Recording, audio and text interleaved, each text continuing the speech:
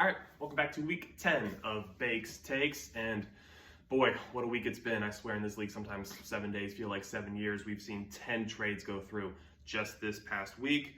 A lot of movement. Again, we have 3 days until the official trade deadline coming up this Saturday, I believe at midnight. So again, any last moves you want to make now or forever hold your peace with your team. Again, I've said it once, I'll say it again. The Moneyball rule will be in effect this coming week through the end of the fantasy regular season. So the next 5 weeks, the lowest scoring team each week will Venmo me $10, unless of course it is myself, and then I am good for it. You know, every episode I've kind of gone through the same structure, but you know, I feel like the rankings every week gets a little mundane. So I just wanted to kind of mix things up here a little bit and take you through the week 9 matchups, speed golf style. All right, this week we had Jared, 97, beating out Andy, 79. Jared did not do much here, but did just enough. He ran into my team, which is nothing shy of pathetic. We had Nick Falk as my highest scorer and no one in my tight end spot. So again, while Jared didn't do much, he did just enough to pick up a win this past week. We had Kyle, 101 over Eric, 86. Cordell Patterson was kind of the storyline here, making his return very much felt with 2 scores. I'm back, baby! We also had Lance beating Luke 151 to 60. I mean, by about 1:30 p.m., Lance had this one all but wrapped up. But I will say Luke does eke out the victory 60 to 53 over Joe Mixon. We had Ty beating Brendan 129 to 94. He wins on the backs of Mahomes, who went for over 500 total yards, and Kenneth Walker, who went for 2 scores. Brendan saw Deontay Foreman crash back to earth with just a putrid 3 points. We had Kevin beating Andrew in what was the matchup of the week, 127 to 116.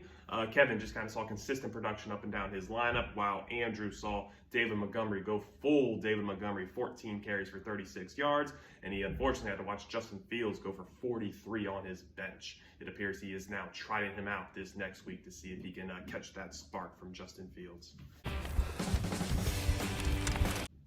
And that is how speed golf is done. This episode, I also kind of wanted to go through my playoff picture with you guys. With just 5 weeks left, there's going to be a lot of jockeying for position, and it's going to be interesting to see what teams get in the dance and what teams are left out. As it stands right now, I have Ty, Jared, and Lance as my locks for the postseason. They can go ahead and punch their ticket. They should see themselves in the playoff picture here this season. The interesting part this year is going to be Andrew, Kevin, Brendan, and Eric. 4 teams vying for 3 spots, none of which have really separated themselves from the rest, roster-wise or record-wise. So again, one of those teams is going to kind of be left on the outside looking in. Right now, I have Andrew as my 4 seed, Kevin as my 5 seed, and Brendan as my 6 seed, leaving Eric as the lone man on the outside looking in. Again, Eric, you know, more than easily mathematically can still make the playoffs. If the season ended right now, he'd be in the playoffs. But just the way I look at the rosters right now, I see both Kevin, Brendan, and Andrew kind of overtaking him and leaving him on the outside.